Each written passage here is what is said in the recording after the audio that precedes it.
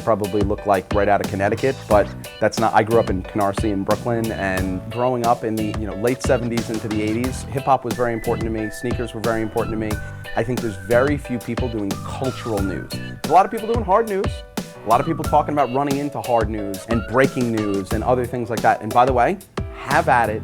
All of you, go at it. And right, that's fine. But there's very few people looking to take the mantle of what MTV News used to mean to the previous generation. And I think there's this massive lane of cultural news.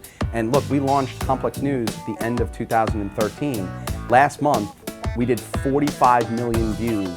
So you break that down over 30 days, that's 1.5 million views per day. That's more than are watching any cable news program. Think about that. I personally am not trying to become more relevant. I'm to this consumer, I'm trying to make my business more relevant.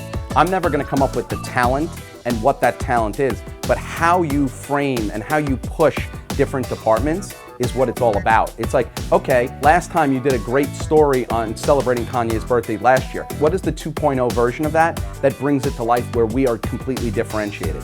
What I try and do is push them to think differently and stand out, and things that are incredibly relevant, that are also sponsorable, things that can be used across the board to help every aspect of our business. And that's my job, is to challenge them to become better and thinking cross-departmentally, and that's my job. My job is not to be cooler. It's not to show up in clubs and be like, I run Complex.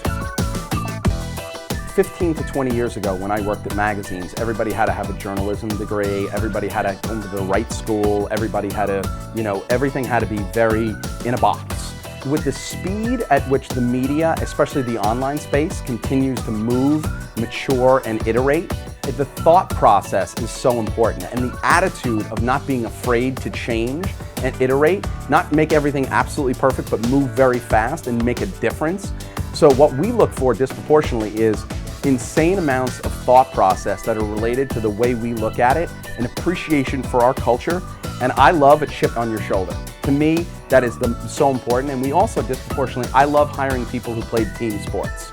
I'd rather get 90% of the way completely together than 100% on my own. That's not the way it works, and I want my team to embody all of those aspects as well.